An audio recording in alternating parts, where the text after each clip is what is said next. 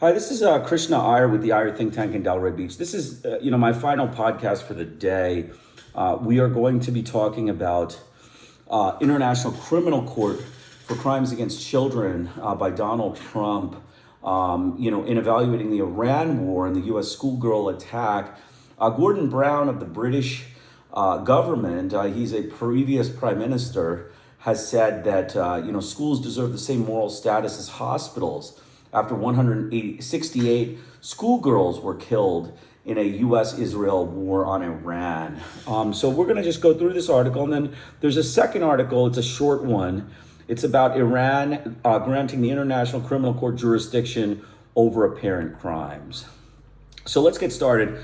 Gordon Brown has called for the creation of an international criminal court for crimes against children, saying no child should ever become collateral damage in a conflict. Writing for The Guardian, the former prime minister drew on the Tomahawk missile strike on Sharjah Taiba School at the start of the Iran conflict, which killed 168 schoolgirls, to argue that schools deserve the same moral status as hospitals, protected places, and the same protection under international law. Schools, which should be safe havens, are increasingly being drawn into a war with pupils and teachers as easy targets who cannot fight back, said Brown, the UN's special envoy for global education. International law, including the founding statute of the International Criminal Court, has long prohibited assaults on children or schools in war. But in a world where modern warfare increasingly takes place in built-up civilian areas, he argues classrooms can be dangerous as if they were the front line. Brown notes that Donald Trump has denied culpability and blamed Iran for the Manab school bombing, but analysis has indicated that this is not true. On whoever the blame finally lies, Brown said, the school massacre is no isolated event. Two excuses are normally used by perpetrators of attacks on schools: that they were not intentional, or that the schools in question were being used as military bases. This has allowed them to claim a defense that is still recognized in international law, he says. But he continues, on a plausible interpretation of humanitarian law, those who attack a school are manifestly failing to act on their legal responsibility to avoid all known risks to children and to shelter and protect them as innocent civilians. To emphasize the seriousness of these crimes and their unequivocal interpretation under international law, Brown recommends the creation of a dedicated international criminal court for use against civilians.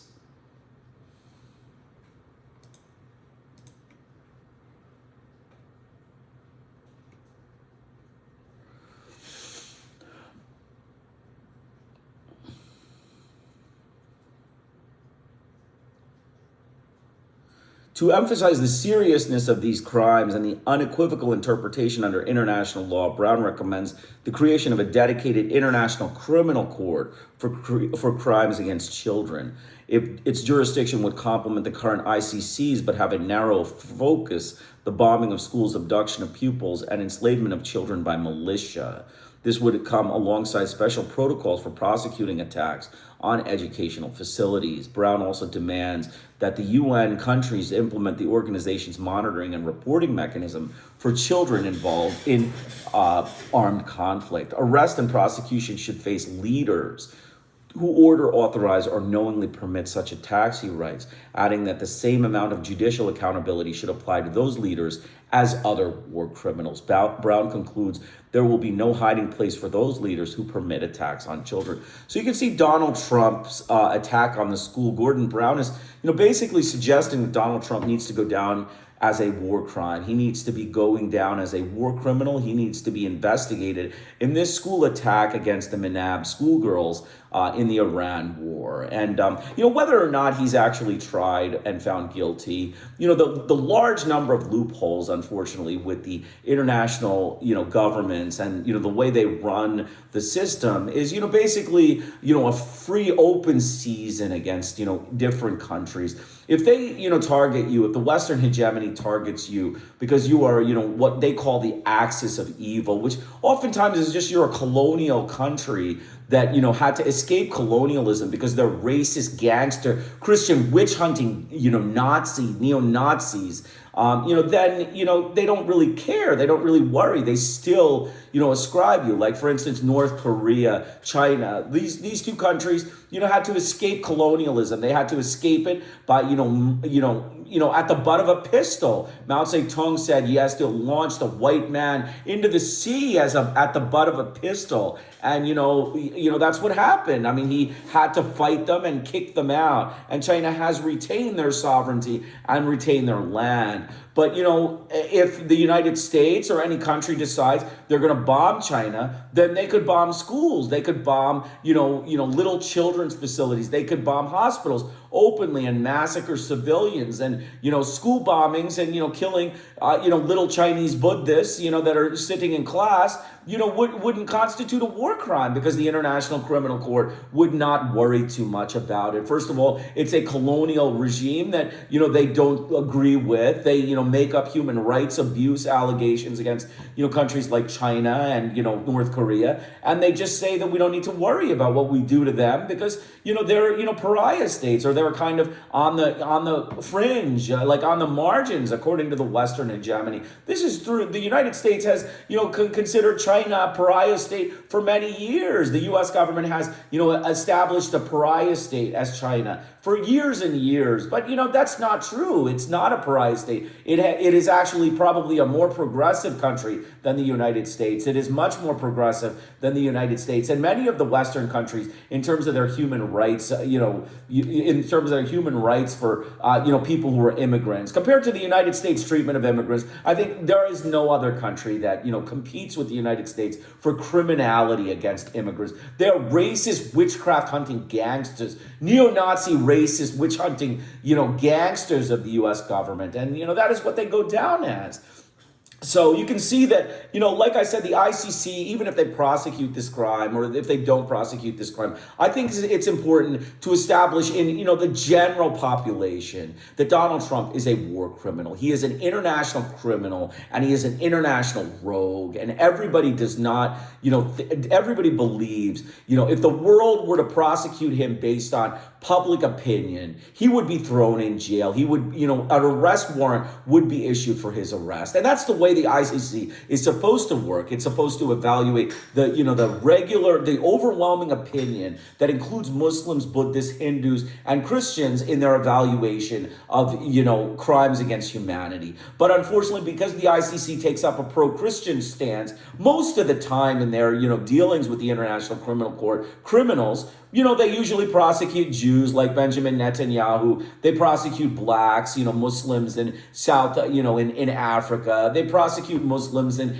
Asia, the Taliban. These are the kinds of people that get tried with crimes for the ICC. Usually Christians escape prosecution because, the Christians that run the courts are biased. They are biased. They don't, they don't charge them. They don't charge them. They don't construct dossiers. They don't, meticulously evaluate the number of casualties. For instance, Iran, if the Iran war were, for instance, to take place in Ukraine, totally different. They would charge Putin right away because these are Ukrainian Christians that are being slaughtered by, the Russian government. So you can see there's, much one-sidedness in the ICC. And, we have to say, unfortunately, the ICC is not living up to its task if it does not charge Donald Trump or does not charge Peter Hegseth with crimes against humanity in Iran. And, they should be charged with crimes of aggression in Venezuela and Iran. Those are the crimes they committed. This crime of aggression needs to be prosecuted by the ICC.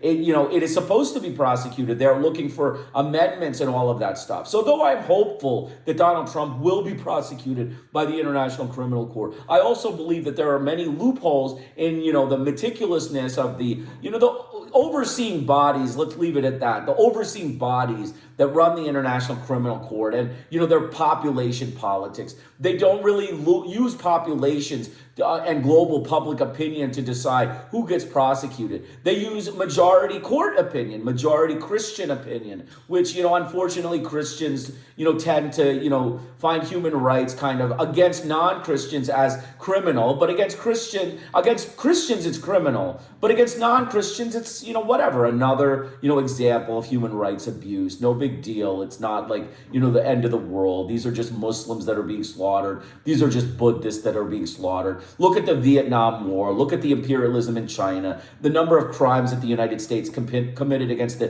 Vietnamese Buddhists. Did they have International Criminal Court? Did they charge Richard Nixon with ICC arrest warrant and war crimes? No, they did not. They did not charge any of the Chinese, any of the Americans that were involved in the Chinese government's overthrow, like FDR or Harry Truman, who basically went to war in North Korea on an illegal basis, and they backed the U.S. in that racist war of aggression against China and North Korea, and that's what ends up happening. So though I am hopeful that the ICC will change course in this and will prosecute Trump, I also accept that the politics of the Christians that run the courts are flawed. They are flawed, and we have to accept the limitations of these things and the flaws in these things, because the U.S. government supplies money. They see their white friend in power in United States, and they don't want to prosecute him because they think he's a charming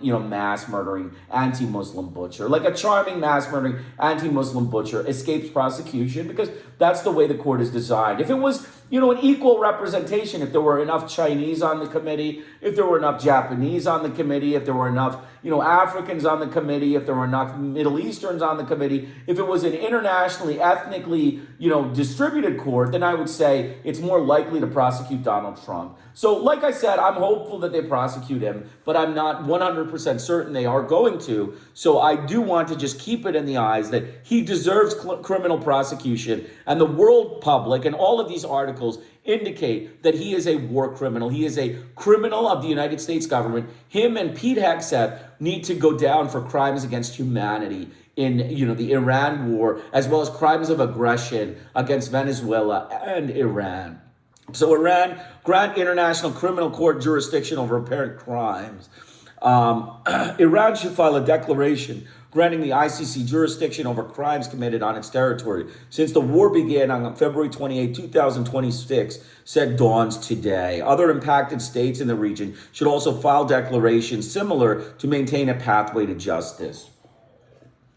As of March 5th, 2026, the U.S.-Israeli war of aggression has reportedly killed over 1,300 Iranian civilians and struck hospitals and schools across the country, while Iranian retaliatory strikes have also reportedly killed and injured civilians and damaged civilian infrastructure across the region. And so you can see March 5th, today is March 18th, March 19th.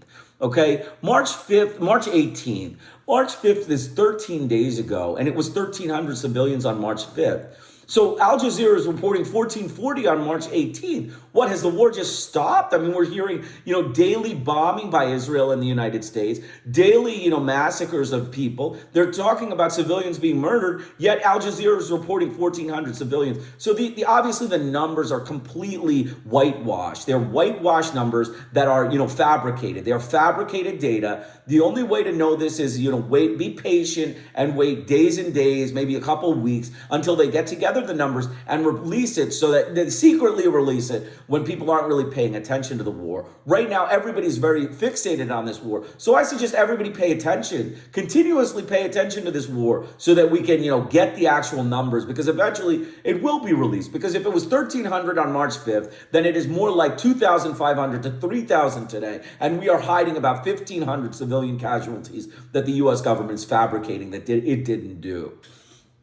So continuing on, all states should engage with the UN fact-finding and human rights mechanisms and secure, preserve, and protect evidence of possible war crimes. From the killing of over 150 students and teachers to strikes on hospitals full of newborns, every day more and more evidence emerges pointing to the commission of grave war crimes in Iran since the start of the war, said Omar Shakir, Dawn's executive director. Victims deserve justice. The mechanism exists and the U.S. has no veto over them. Dawn sent letters today to the governments of Iran, Bahrain, Lebanon, Israel, Kuwait, Qatar, Saudi Arabia, and the UAE, identifying steps they should take to ensure a pathway for accountability. Under Article 12.3 of the ICC Rome Statute, any state, even non-parties to the statute like Iran, may lodge a declaration with the ICC registrar accepting the court's jurisdiction over crimes committed on territory from a specific date.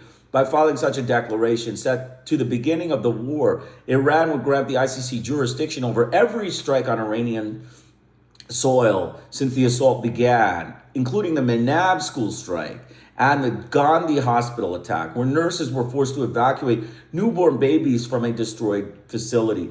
Palestine used this mechanism, and Ukraine used it twice before both subsequently ratified the Rome Statute. The ICC issued arrest warrants against Israel Prime Minister Benjamin Netanyahu and former Defense Minister Yoav Gallant pursuant to Palestine's declaration.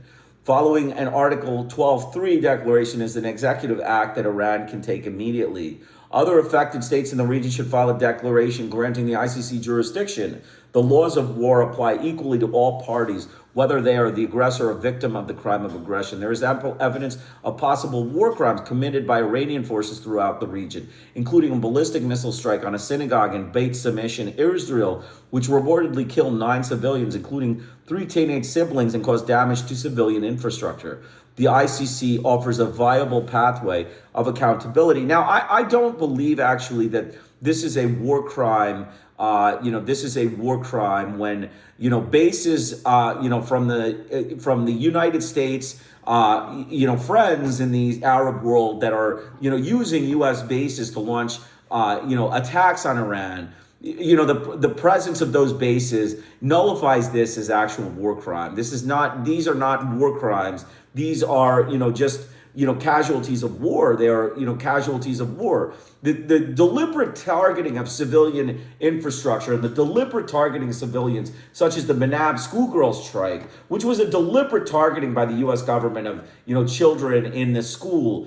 Those are the kinds of things we're talking about, war crimes. We're not talking about, the collateral damage resulting from, a couple people dying as a result of a strike on an Israeli base, or collateral damage resulting on a strike from a weapon that was shot at Saudi Arabia in response to their being used as a base. I mean, if they are, intently targeting military assets, and these drones are not functioning the way they're supposed to, then I don't believe they should be charged with war crimes for this. But the other way, using the military bases and bombing schools and being very close, and then bombing their bases and bombing their schools and sports arenas, medical facilities, all of the medical facilities, all of the sports arena, all of the children in schools that have been bombed by the U.S. government, those are war crimes. Those are the war crimes and crimes against humanity that the ICC should investigate. Anyone who has made allegations of war crimes in this conflict should submit to the ICC jurisdiction. The court does not take sides. It takes evidence. Those who refuse to deprive their own citizens of a possible pathway to hold their abusers to account.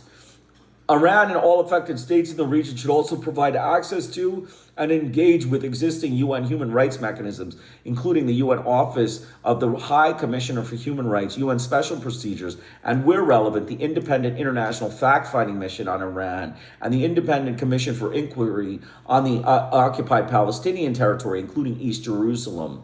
Government should proactively invite these mechanisms and cooperate with them. These mechanisms can investigate grave abuses by all parties during the current war, establish a clear, independent factual record, and facilitate prosecution. Iran fact-finding mission, which the UN Human Rights Council established in November 2022 and extended for 2 further years in January 2026, issued a statement this week condemning the strikes and warning that failure to respect the principles of distinction, proportionality, and precaution may attract accountability for war crimes and crimes against humanity. The mission has an active mandate to investigate violations on Iranian territory, preserve evidence, and establish facts for potential future legal proceedings. Iran should fully cooperate with the mission and provide access to all strike sites. Iran and all states in the region should also secure, preserve, and protect evidence of possible war crimes, including the sites of strike, weapons remnants, and testimonies, contact information, and witnesses. The quality of witness testimony and forensic evidence from affected sites can degrade over time. Preserving evidence of crimes left behind is vital to laying the groundwork for future prosecutions. The strike on the Manab school alone, in which the vast majority of victims were schoolgirls aged 7 to 12, demands a complete evidentiary record. Iran should ensure this material is collected, preserved, and shared with the UN fact-finding mission and any future investigative mechanisms without delay. Iran has been loudly calling out these crimes, but their words ring hollow when officials fail to take action to preserve a pathway to justice, said Shakir. The Iranian government should preserve the evidence, utilize every available mechanism to investigate possible war crimes, and pursue accountability of this crime through the International Criminal Court. So this is from Dawn. Dawn is Dawn is an advocacy group. I'll give you the actual, the acronym. So Dawn is actually the Democracy for the Arab World Now. It's DAWN, Democracy for the Arab World Now. It was founded by Saudi journalist Jamal Khashoggi, who was, slaughtered by the Saudi government, in their, vicious Turkish embassy, dismembering of this man. We remember that. It was, many years ago in the 2010s. I think 2015, 2016, 2017, or 2018, he was murdered and dismembered in the Turkish embassy. And, these kinds of things indicate that the people who are running these, governments that are, helping the United States, they're human rights butchers. They're human rights abusing butchers. And so we need to be very careful with, evaluating who is normal and who is not. A criminally deranged butcher that dismembers or murders people in embassies, a criminally deranged butcher like the United States President, Donald Trump, a criminally deranged butcher like, Vladimir Putin.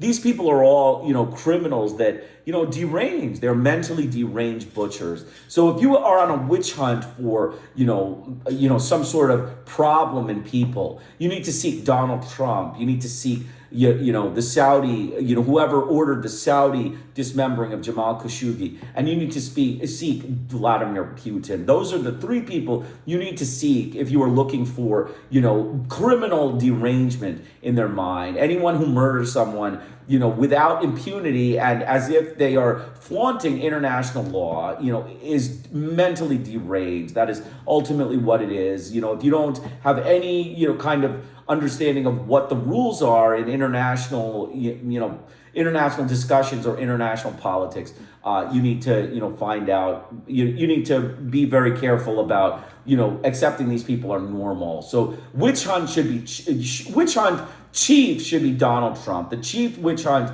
in this Iran war should be Donald Trump. If we are looking for a perpetrator of this war, it is Donald Trump. Donald Trump is the one that is responsible for this war. He is the one that committed the witch hunt, the lie based on that created a witch hunt for nuclear weapons. And we know that Iran did not have nuclear weapons. It was all being used for peaceful purposes. And now the US government is now just complicit in war crimes and crimes against humanity. Anti-Muslim slaughter is the way to go. That's what Donald Trump loves. That is what he is. He's a racist, neo-Nazi gangster Christian of the US government, a witch-hunting neo-Nazi Christian gangster of the US government, chasing nuclear weapons in Iran and, collateral damages, slaughter of Muslim civilians. And, his government has, destroyed the economy, destroyed the fabric of the economy. Oil prices are up, inflation is up, recession is on the horizon. We're all seeing the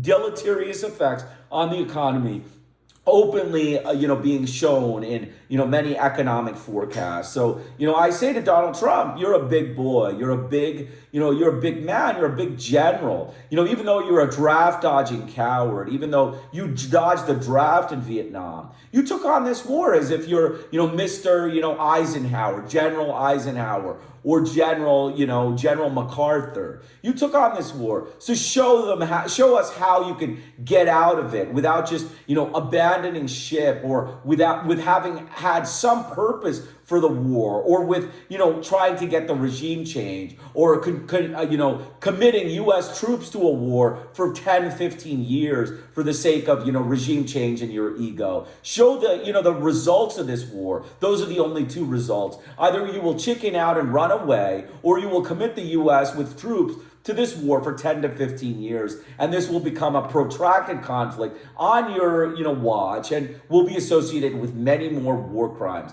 So as long as you keep trying to hide the war crimes, they will come out the longer this war lasts. My advice, get out while you can, accept that you failed in this intervention. It was a failed regime change. It was a failed intervention, and you go down as a racist, witch-hunting gangster, a neo-Nazi racist, witch-hunting gangster of the U.S. government, and the Iranian people can get reparations for your crimes against them. You pay them some money, and you give them money for the slaughter you did, as well as the civilian infrastructure you destroyed in this war, and everybody goes home happy.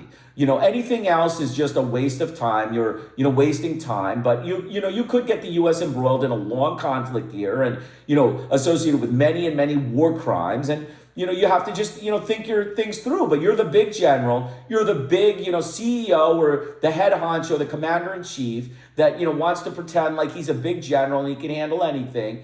And so show your success in this. Right now you were just showing that America is anti-Muslim butchers without any economic benefit. They just enjoy butchering Muslims. That is what we have always thought they were. Through their war in Iraq, Afghanistan, they were always perceived as anti-Muslim butchers, except they kind of sidestep it. Here you have showed it to the T, that your country is a group of anti-Muslim, racist, witch-hunting Christian butchers. And that is what they go down. So I will put the discussion section in the links, and I will come back tomorrow with two important articles. We have no more time today, but there are two important articles tomorrow. We were going to discuss the U.S.-Israel war on Iran, the Arab perspectives, as well as what threatens the Arab world. Basically the United States threatens the Arab world, despite the fact that they host the bases. And the war could be a quagmire similar to Vietnam. Trump's NATO discussion, he's saying that it is a foolish mistake in his response to his Iran demands. That is, completely hogwash. Mr. Trump thinks that he is, lambasting his allies for a foolish discussion, that they are not agreeing to, help the United States. That is completely hogwash. Britain, France, and Germany, as well as all of the European allies, should not help the United States. They should not help. They have made the right decision to snub Trump. Trump is, on an independent mission here. He is on an independent Christian witch hunt here. And let him go down and make his own bed like the big general he wants to pretend to be, when he is just, a draft dodging coward that, failed miserably in this war and is, just an utter failure as a president. So, he may think that NATO is making a foolish mistake, but, it is not true. NATO is making the correct decision, that they should not back the United States on this, personal anti-Muslim Christian crusade, this witch-hunting Christian crusade against the Muslim people in the Islamic Republic of Iran. So we'll discuss that, and then we will discuss Cuba. The world says Cuba is not alone. There's another article about Cuba describing the anti-imperialist solidarity from Manila to Havana that have supported Cuba, especially centered in the Philippines. Many demonstrations against the American imperialism are being seen in Chile, in multiple Latin American countries, and their vicious humanitarian blockade against the Cuban people is being seen openly as an imperialist action by Donald Trump, the chief American Christian witch hunting mercenary, the neo-Nazi racist mercenary of the U.S. government. Hope you enjoyed it. I'll put the articles in the Zoom link, and I will see you tomorrow. Please make any comments that you wish in the comment section. I love to read comments, but I don't get many. Hope you enjoyed it. Krishna Iyer with the Iyer Think Tank in Delray Beach. Have a great day.